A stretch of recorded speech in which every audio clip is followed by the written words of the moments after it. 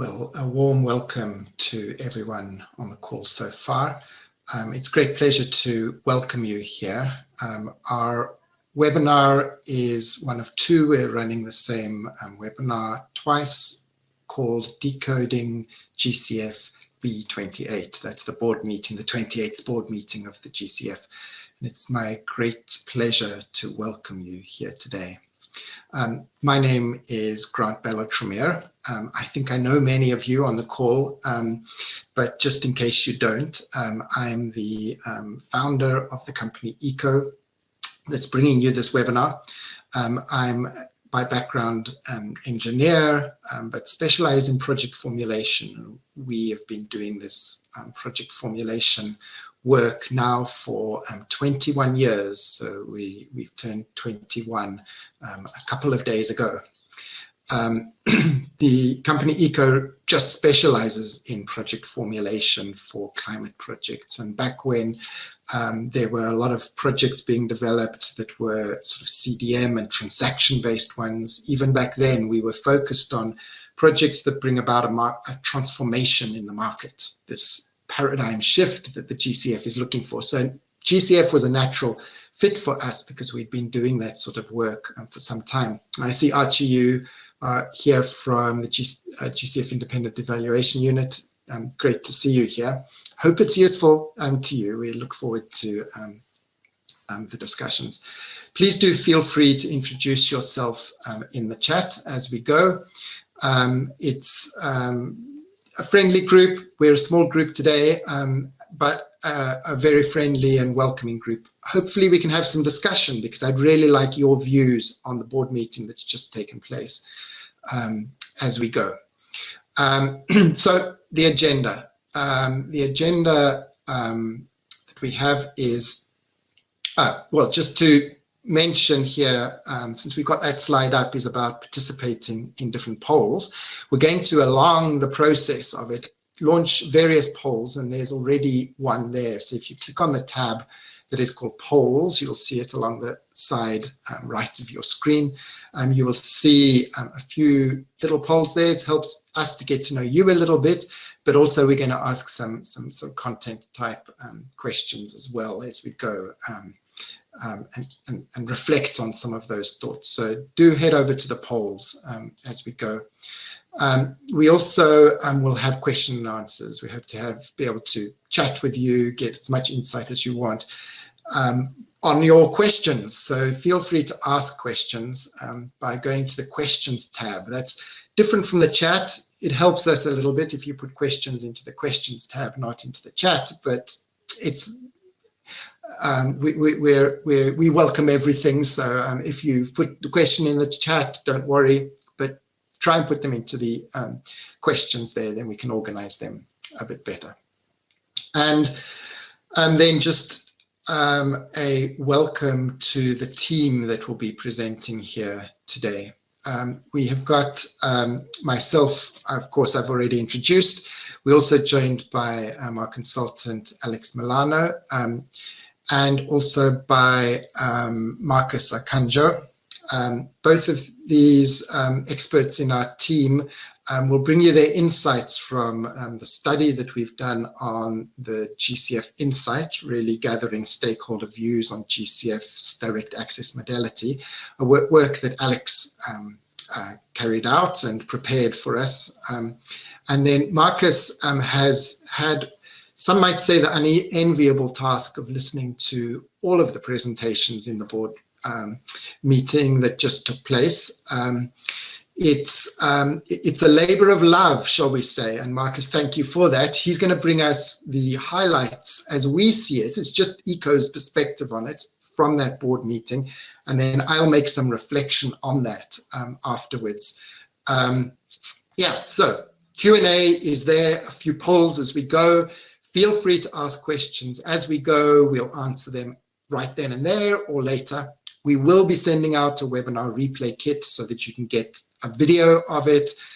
You'll get the GCF Insight, and we'll also sign you up on our latest thinking list. If you don't want to receive that, it's a simple click to not to receive it. So just feel free to opt out of that if you get too many emails.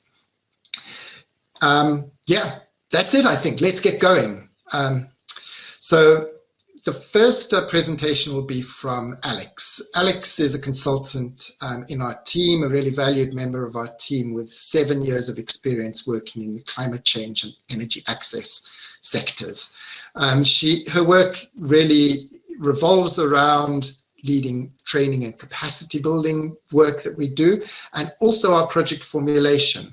She also works in gender and social and financial inclusion issues in the energy sector. It's really a specialism that she's bringing forward.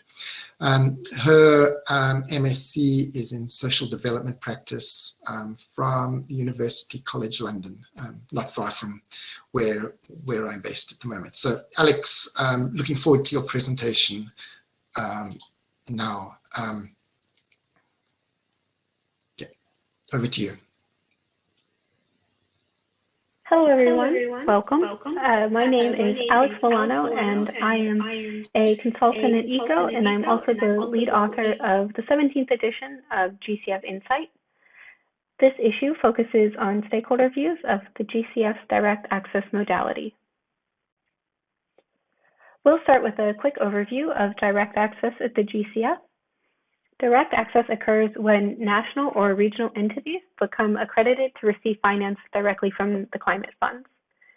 This means that the money flows directly to these national or regional entities, eliminating the need for international intermediaries like the UN or multilateral development banks.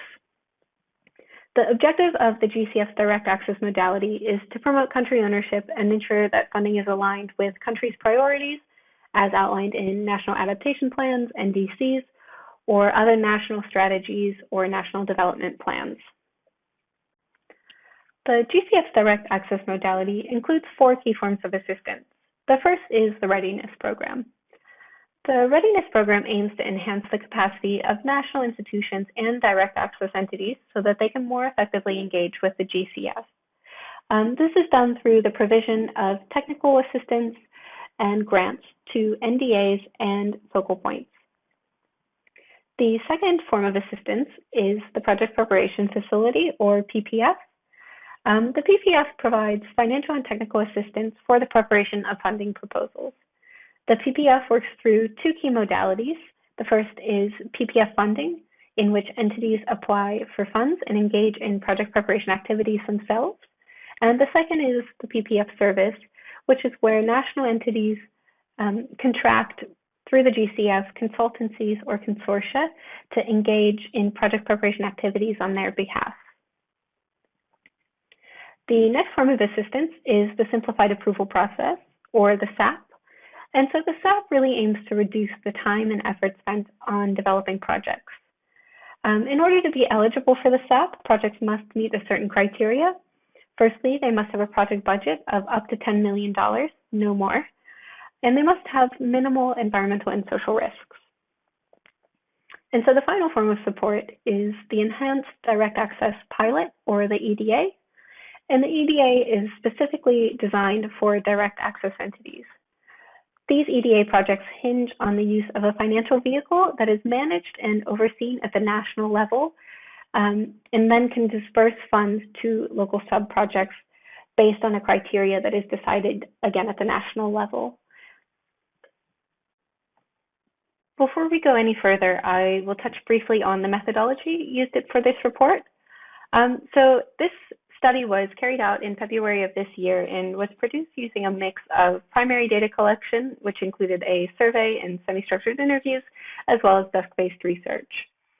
The objective of the survey was to better understand perceptions of direct access and the GCF success in increasing direct access to promote country ownership.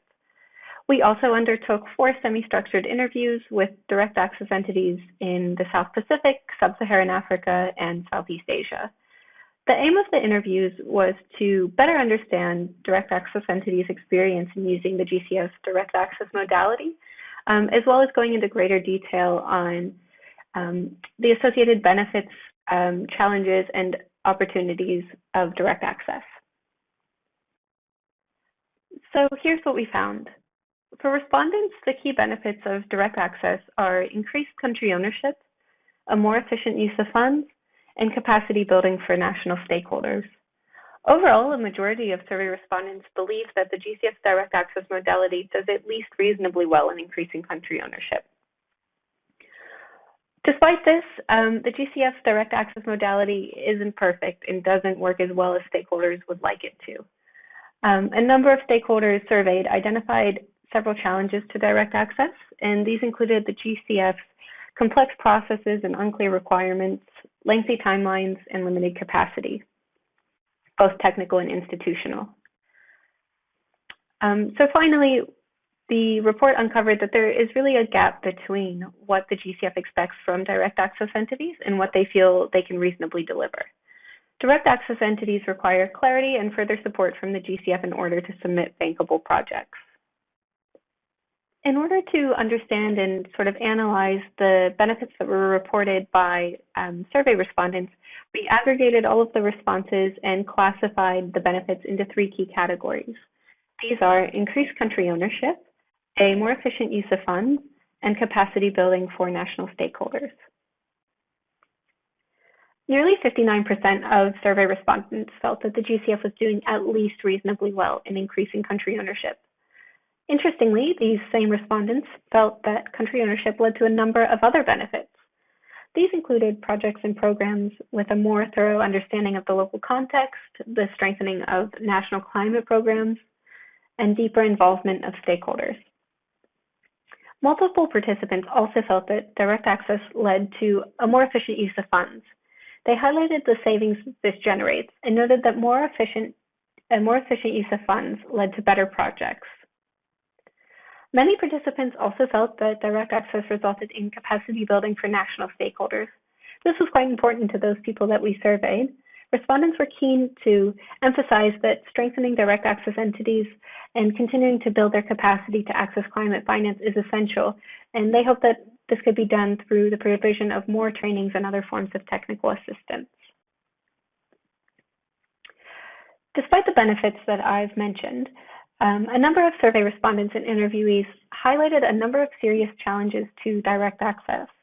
These included the GCF's complex project cycle and unclear requirements, lengthy timelines, and limited institutional and technical capacity. The GCF's complex project cycle and unclear requirements are a source of frustration for a number of stakeholders. Those that we contacted felt that the requirements and processes are at times ambiguous and at other points lack transparency. Additionally, they felt that these downsides negatively or unfairly burden direct access entities. Lengthy timelines were also a common source of frustration. Accreditation and the project cycle were singled out by a number of stakeholders. The long duration of the project cycle was a particular pain point and was attributed to the GCF's stringent data requirements, data gaps, the GCF's slow feedback processes, limited technical capacity in direct access entities, a lack of resources and capacity, and the overall complexity of the GCF. Finally, multiple stakeholders cited limited technical and institutional capacities as key challenges to direct access. Respondents noted that in-country expertise in project development and in particular sectors related to the GCF's results areas may be limited. Institutional capacity can hinder countries' abilities to access climate finance, and for this they require longer and more robust support. We found that there is a clear gap between the GCF's expectations and what is feasible for direct access entities to achieve. We offer the following recommendations. Firstly, the GCF could hold participatory consultations with direct access entities to discuss meeting the needs of both direct access entities and the fund itself. Alternatively, the GCF's independent evaluation unit may wish to conduct an evaluation of the direct access modality to better understand the extent to which it is delivering on its objectives and meeting the needs of direct access entities. Secondly, we suggest that the GCF could promote peer-to-peer learning amongst direct access entities in the same region so that they can share lessons learned, and best practices applicable to their specific locations. However, it's important to note that this is already happening to a certain extent. A number of direct access entities that we spoke to were already communicating with their peers in the same region and kind of talking each other through different issues that arose throughout, particularly the accreditation process, but also the project cycle. Here we do feel that it's important to emphasize that the onus for translating the GCF's complex processes should not be placed on direct access entities.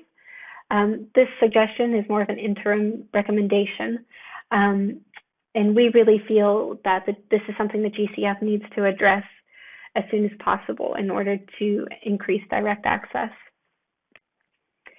Another recommendation that we would like to suggest is that the GCF raises awareness around and clearly communicates its policies, processes, and expectations. There's clearly some sort of missing link between what direct access entities are hearing and what GCF feel that they are putting out. So we suggest that the GCF continue to clearly communicate all of these issues to direct access entities and other stakeholders more broadly. Finally, we suggest that the GCF should continue to provide targeted capacity support to the direct access entities as well as local stakeholders. This is really essential in promoting direct access. So the scope of existing services should be broadened. For instance, training should not only include sessions on project development and design, but should also include more technical content based on the GCF's results areas in order to really grow pools of local experts and create more in-country expertise. Back to you, Grant. Thank you so much, Alex. That's really fantastic. I just love the study. Really good presentation on it as well. I just will very briefly share my screen and show this gorgeous publication that we've made. This is what it looks like, and Jessica, who's in the she's the one typing in these eco webinars, is the designer behind just a gorgeous present publication. So do please download it. We'll have the link for it there, and that'll help with some of these questions that have asked. You can see some of the data behind it and some of the percentages and such like. We've noticed some questions. These are really fantastic. We will get to them. I think, if I'm correct, we'll go straight on with our presentation. So we'll start with Marcus. His presentation, he's a senior analyst in our team, supporting research around climate projects and policies, experience in the measurement and analysis of GCF emissions and development of climate action plans in cities, and has worked on a diverse range of climate sustainability and international development topics, from food security to geopolitical instability.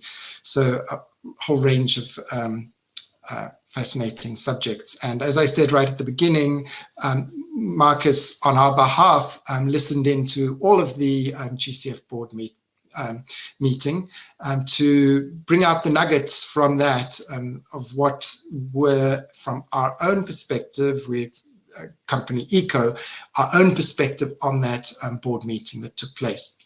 So let me hand over straight to Marcus, and just once again mention, please do continue to submit questions. We'll come back to those. Alex will answer questions, Marcus and myself, just after Marcus's presentation, and some input from me as well.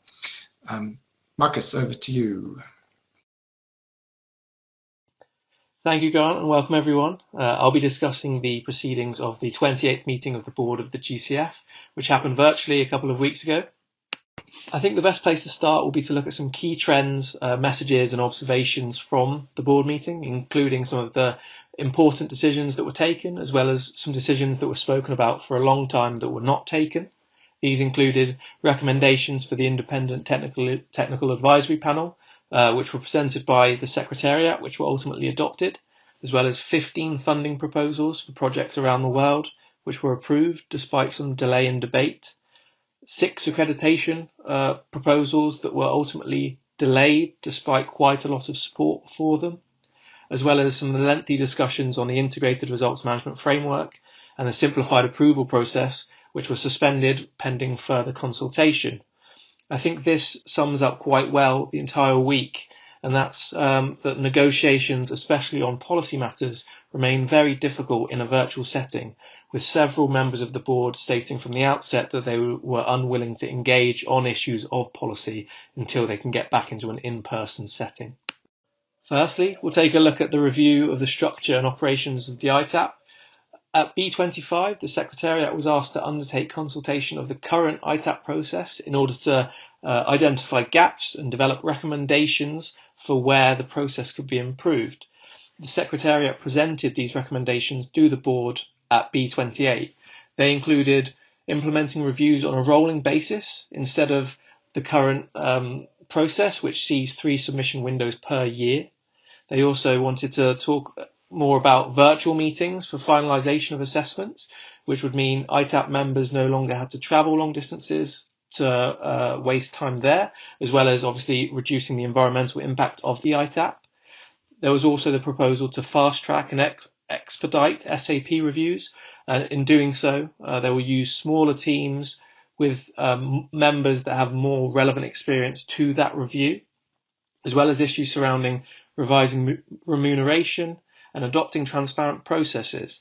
In terms of the board's response, the board widely supported these recommendations, especially reviews on a rolling process, and especially adopting transparent processes. Several board members talked about the need to increase transparency surrounding projects that do not get endorsed by the ITAP and therefore never make it to the board. They wanted to know why this happens, and they wanted more information on those projects. The ITAP responded and said they were very happy to share that information with the board, considering they always conduct a full review and complete a report. And so that information can be passed on to the board, although they were ultimately unhappy with the reduction in the number of teams for SAP reviews, as they see that this could reduce the quality of the assessments sent to the board. However, ultimately, the recommendations were adopted. Moving on to project approvals, there were 15 projects funding proposals presented to the board for consideration, representing 1.2 billion in GCF funding and a total of 7.5 billion, including co-financing. These projects included 14 public sector projects, and 4 of those were submitted under the simplified approval process, and only 1 private sector project. Some of the recurring comments and themes from the board members was that the projects presented provided even more imbalance between mitigation. For example, 73% of the funding in this batch of projects will go towards mitigation, and only 27% will go to adaptation. And considering the goal of the board is to, the goal of the GCF is to allocate this 50-50, this is quite a big discrepancy. Equally, there was a limited involvement of the direct access entities as well as private sector involvement, and this was something that multiple board members were unhappy with, and they want to increase this in the future. And also there was a distinct lack of transport and nature-based solution projects. I believe this is a theme that's been repeated in previous board meetings, and the same sort of comments keep coming up. Diving a little more deeply into the specific projects, we can see the funding, where the funding went in the B.29 portfolio, with only 1% or $8 million going towards the infrastructure and built environment projects, whereas by far the most money went to projects facilitating energy access and power generation, which received 36% of the total funding, or $428 million. With all 15 projects approved, this now puts the overall GCF portfolio at $8.4 billion. Some of the concerns that were highlighted by the board, including imbalances, whether that be in adaptation, mitigation, or private sector or DAE involvement, were noted by the Secretariat. but the Secretariat provided a rebuttal to say that most of the proposals they receive from the private sector and from DAEs are on mitigation. So if they were to put those projects through to the board, that would increase the number of private sector and DAEs involved, but ultimately would skew the portfolio even more towards mitigation. Therefore, they were asked to find a way and to introduce a way of scaling up DAE involvement and adaptation projects over the coming months, perhaps with a more thorough presentation to be put to the board at B.29. While 15 projects in total were approved, I wanted to take a deep dive into 6 projects which were discussed at great length. For example, the UNDP projects, which were initially objected to by several members of the board, but after a couple of days of discussion from the UNDP with the board members and the Secretariat, the board members were more than happy to approve these projects. In particular, FP157, Coastal Resilience to Climate Change in Cuba through Ecosystem-Based Adaptation, received enormous amounts of support. I think they discussed this for about an hour or so and looked at various different benefits, including it being a small island developing state, which is obviously a focus area for the GCF, as well as it only being the second project in the country, the second GCF project in the country, as well as it being an ecosystem-based adaptation project, which, as I mentioned earlier, continues to be an area where GCF projects are lacking. So this is exactly the type of project the board members wanted to see. Equally, if we look at FP164, the Green Growth Equity Fund in India, this project was the only private sector project of all 15. So this also got a lot of backing, with the board members saying they wanted to see more projects like this. And lastly, looking at SAP 020, Climate Resilient Food Security for Farming Households across the Federated States of Micronesia. This received, again, a lot of support, as it's a small island developing state and also only the second GCF project in Micronesia, as well as being implemented by an accredited entity that's within Micronesia. So they see this certainly as a project with strong country ownership and local engagement, which they believe to be important. Another point I'd make is I think this is certainly an area where we can see a lot of imbalances in terms of funding for mitigation and adaptation projects. Whilst 4 of the 6 presented here are adaptation projects, the 2 mitigation projects received $300 million in US dollars in funding and 137 million in US dollars in funding, whereas the most for the adaptation projects was 23.9 million. So obviously there's big imbalances here that the board will seek to reduce in the future. Now I'll discuss some of the agenda items that were talked about in great length, but no real decision was taken. I think the place to start with this would be the Integrated Results Management Framework. Basically, the GCF aims to merge the current results management framework and the performance measurement framework into a single integrated framework, which will allow the GCF to better measure and understand the impact of their projects to determine whether or not they are delivering on their mandate. However, this is an inherently complex issue, trying to integrate multiple frameworks into one. So in order to overcome some of the difficulties, the Secretariat conducted bilateral consultations with board members to identify some of these main concerns. The results showed that there was difficulty accurately measuring paradigm shift and systemic change. The board members also see this to be very costly for accredited entities. And there was also the issue of phasing the start of this new framework by project size. So larger projects being phased in first and smaller projects being phased in afterwards. And ultimately, they see there to be a limited capacity and support for DAEs. To overcome these issues, the Secretariat therefore proposed certain changes, for example, the clarification and aligning of language within the framework in order to provide for simpler measurement and reporting for accredited entities. They also proposed a more clearly defined rationale for the need for a new framework in order to show stronger results management and guidance. Equally, on the issue of complex measurement of different activities, they reduced and refined the number of indicators from 41 to 25, which they believe would allow the GCF to better be able to measure and report on their results in order to support the UNFCCC as well as the Paris Agreement.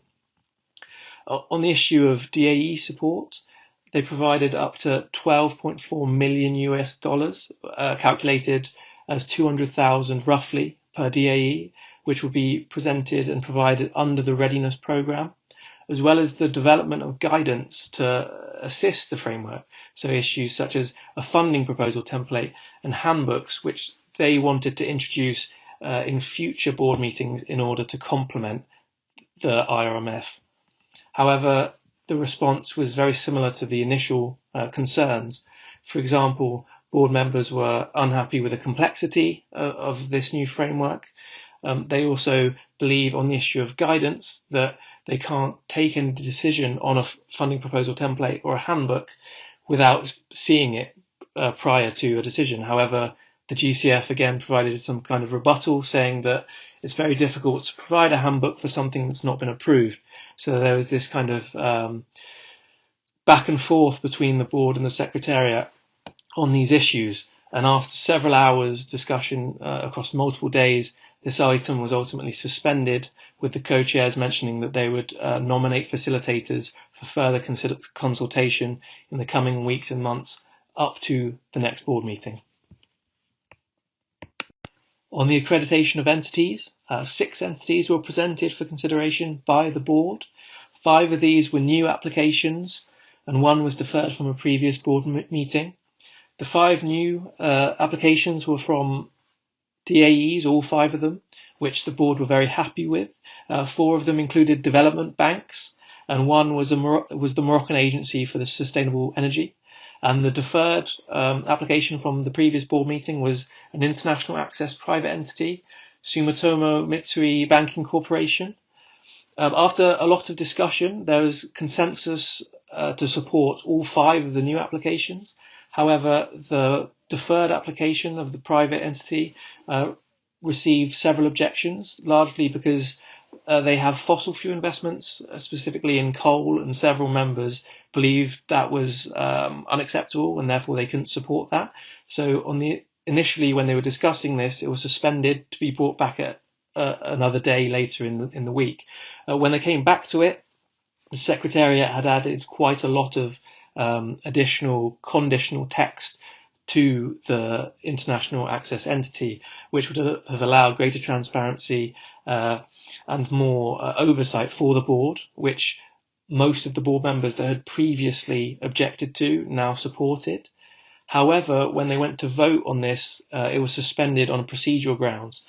For example, when they were discussing the funding proposals, they were presented one by one, whereas for the accreditation of entities, they were presented in block format. So members of the board were asked to vote on whether they supported accreditation for all 6 or for none, and several people objected to this. And after lengthy discussions, including offline debates, the co-chairs came back online to say that the item was suspended for further consideration.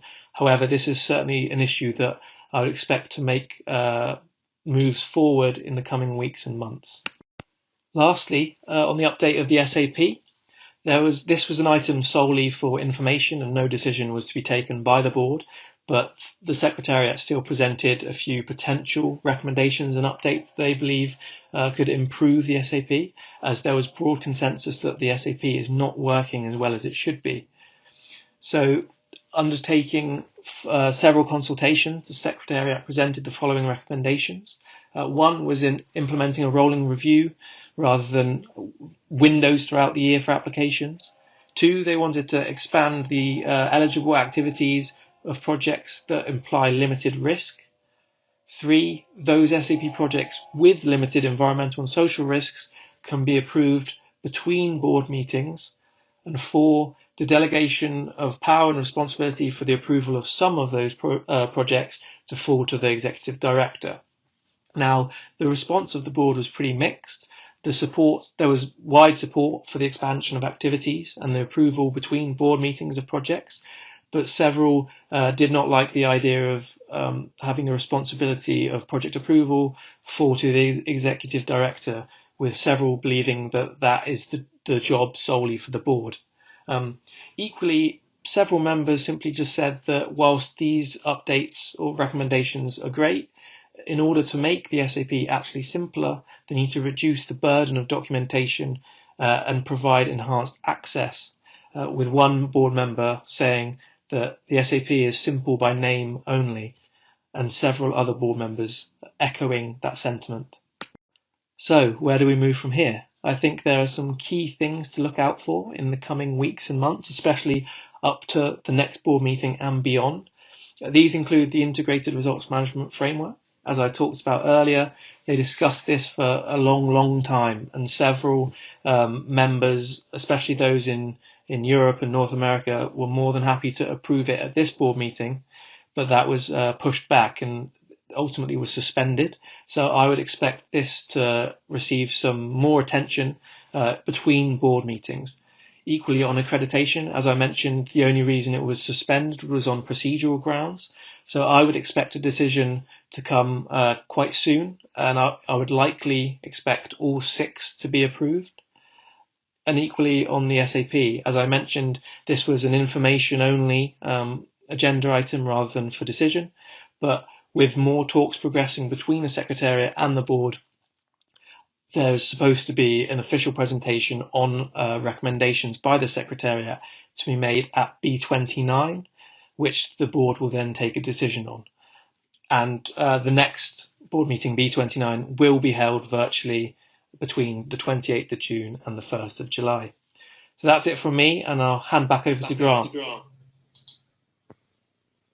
Fantastic. Thank you, Marcus.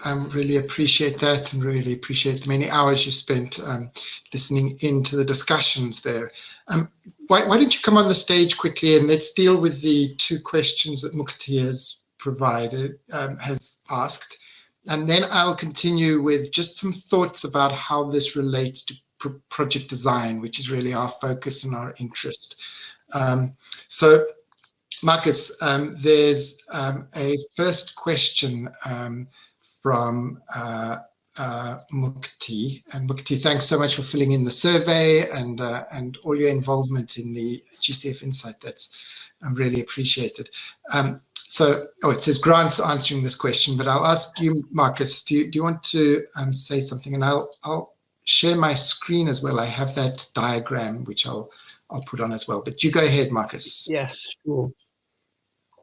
Thank you for the question, Mukti. So on project financing, I believe the breakdown for the 15 projects that were approved were 49% loans, 38% in grants, 11% in equity, and 2% in guarantees.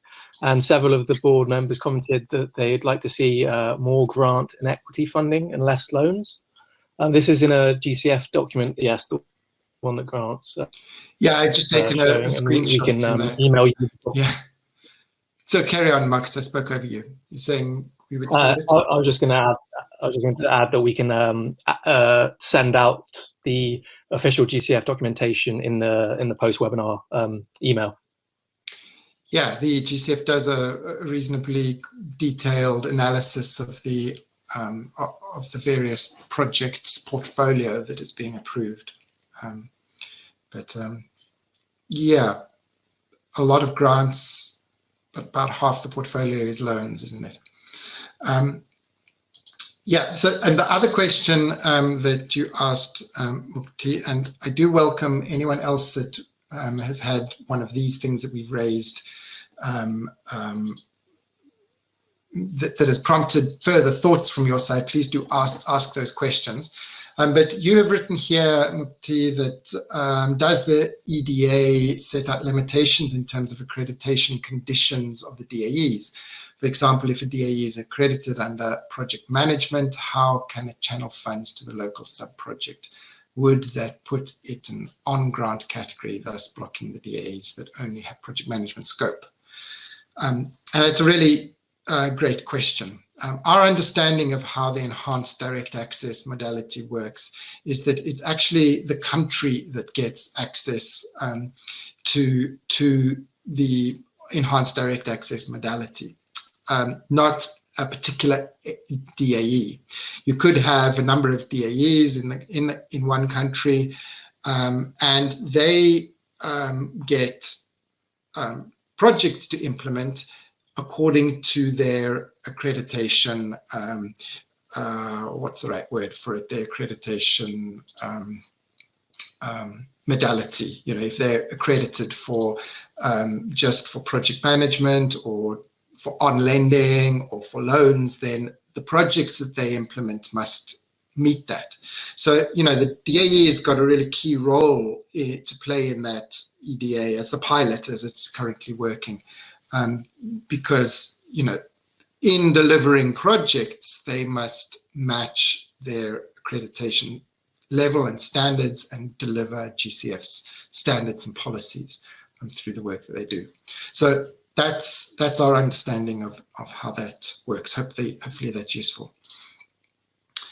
I wanted to spend a little bit of time now talking about some of the implications for this, and I'm going to try and keep this this brief, just to talk about how we see some of what has happened at the board meeting affecting projects that we develop or design. So here are really the main 4 issues that Marcus so ably presented. Firstly, the ITAP recommendations adopted. Secondly, these 15 projects approved. I haven't talked about the accreditation here. Really, accreditation is not our focus. There are some interesting issues there around how all 6 were not approved at this board meeting because of the one bank which already had a deferred status. It was not a new accredited entity. It'll be interesting to see how that's addressed. But for project design work, these are the main issues. So integrated results management framework and the SAP. Both of the discussions, SAP was an informational presentation.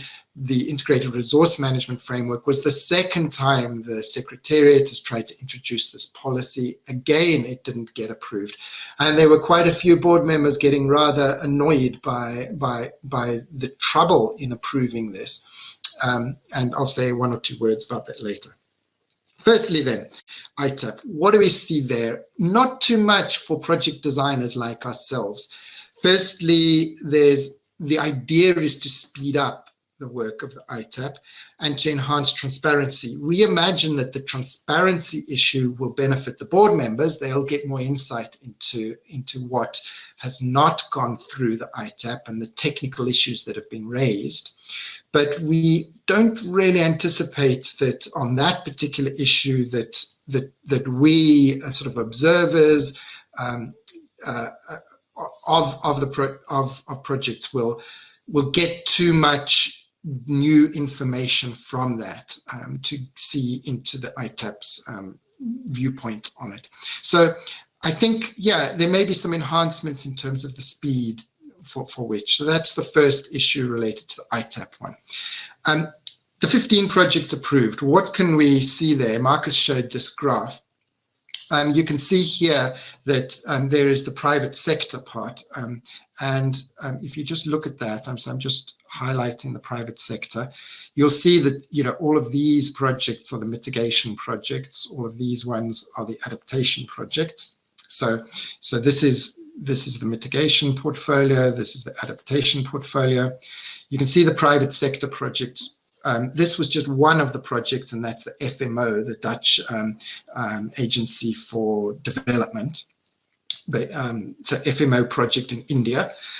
The project is split in terms of its funding from the GCF between buildings and cities, industries area, low emission transport, and energy access and power generation. So there's that sort of split there. Only one private sector project, big one, but still only one of them there, covering 11% of the approved portfolio.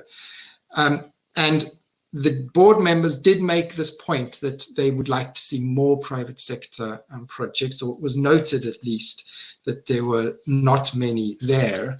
And so we can expect the GCF to redouble on its efforts to try and bring those type of projects through and forward. When you think about private sector projects, the GCF's got a little bit of a sort of a complex issue, I think, there, because FMO is not a private organization as we understand it. Someone could correct me if I'm wrong, but they put forward a private sector project. The financing mechanism that they are proposing will be accessed by private sector parties. So that's what means, just to be clear on that. I know many of you have got that clear already, but that's the sort of private sector projects, and it's always in the form of sort of a bank's activities with a fund. It's normally not something where it is private sector being funded, because GCF's trying to bring the paradigm shift. So they're not specifically funding, in most cases, a private sector party. So that's the first part in the private sector one there. The second point, I think, here has to do with the direct access entities. Marcus mentioned that it was mentioned. There's only 2 direct access entity projects. They're both were SAP projects. So that means that the GCF's contribution is 10 million. It could be a 20 million project, but in fact, both these cases were $10 million projects. Firstly, to mention the Micronesia project from MCT, that's about $8.5 million budget, with about 10% of that budget as co-financing. It's an adaptation project, and we see it addressing this area of the most vulnerable and the area of health. So this one. So this DAE project, both DAE projects are accredited for adaptation projects. And in that, we can see a small amount of this, about 50-50 of the funding requested from GCF was going to these 2 results areas. But very little co-financing, and that's what we've seen for direct access entities. If you're putting forward an adaptation project that is not revenue generating, and it is a small project from a DAE under the SAP, it's likely that the ratios are quite small. The other project was the Mexican one, which actually did do a little bit of mitigation because about 10% was in a forestry area, which you see there, and also then 20% in the most vulnerable area. I'm just going to change my color of the pen so that it doesn't get confused. So we've got the forestry area here from the FMCN project in Mexico. Also, this most vulnerable results area, and thirdly, a big part of that project, 70%, in the ecosystems project. So that's the sort of breakdown there. So 90% of it is an adaptation project.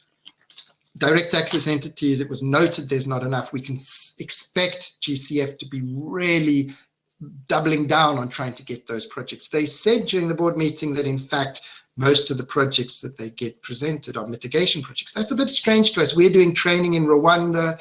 We've been doing it in Indonesia. All those locally generated projects, 90% of them are adaptation projects. So I'm a little surprised with that. Just an observation there.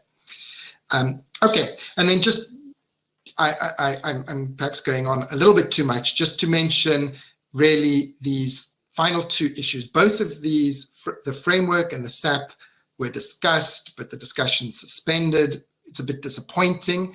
This is the new integrated resource management framework, integrated resource management framework. So it actually just simplifies things. It doesn't make it more difficult. What is really interesting is they've taken what we were beforehand saying, all of this stuff is the paradigm shift.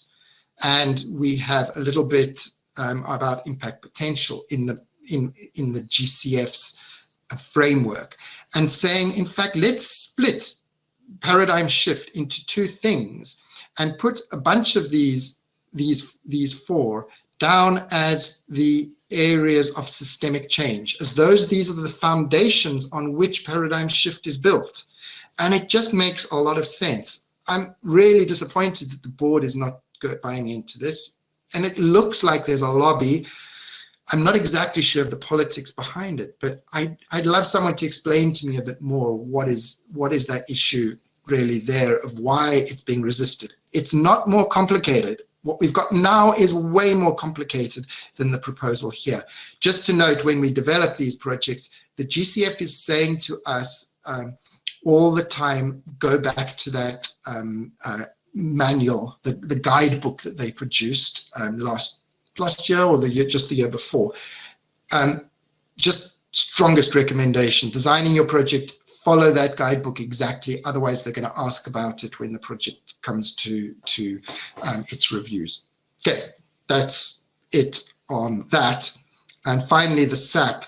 What is there really on the SAP? It looks like things will be speeded up, but it's a bit hard to know. I mean, it's all about speeding it up, not about making it simpler in the proposals.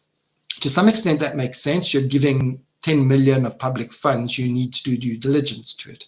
But the board seemed to be saying, make it simpler.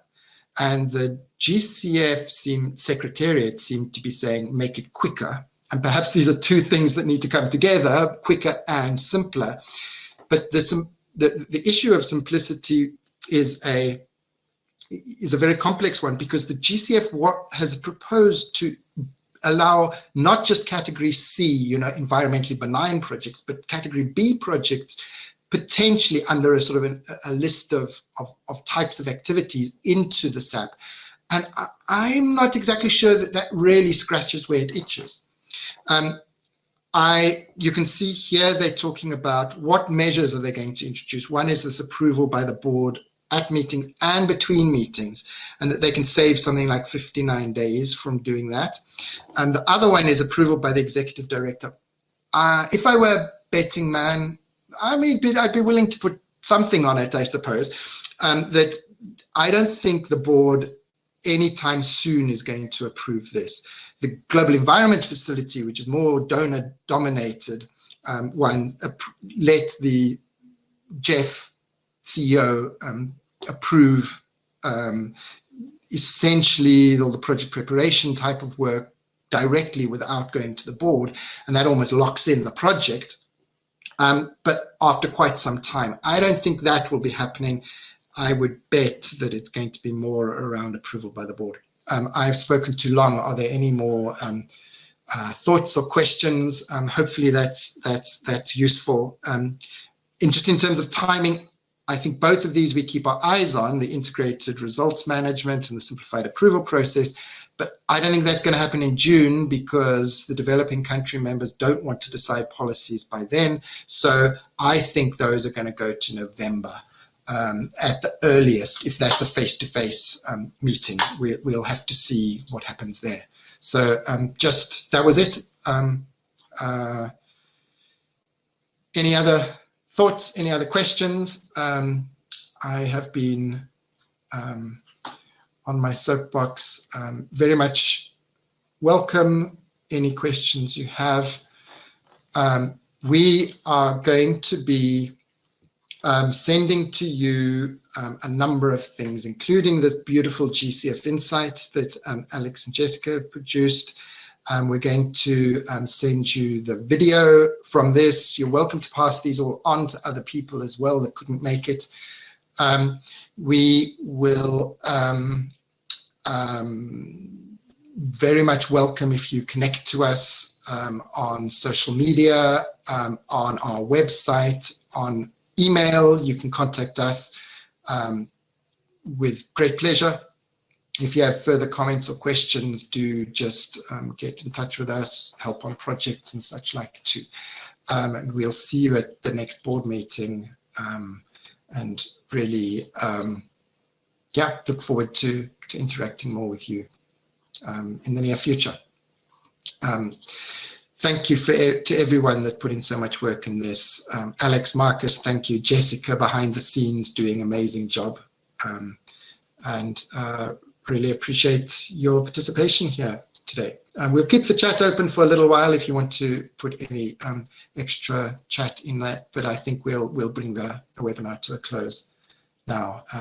Thanks so much for all your attention. Attention, I think, is the most valuable thing we can give, and we really appreciate yours. Thank you.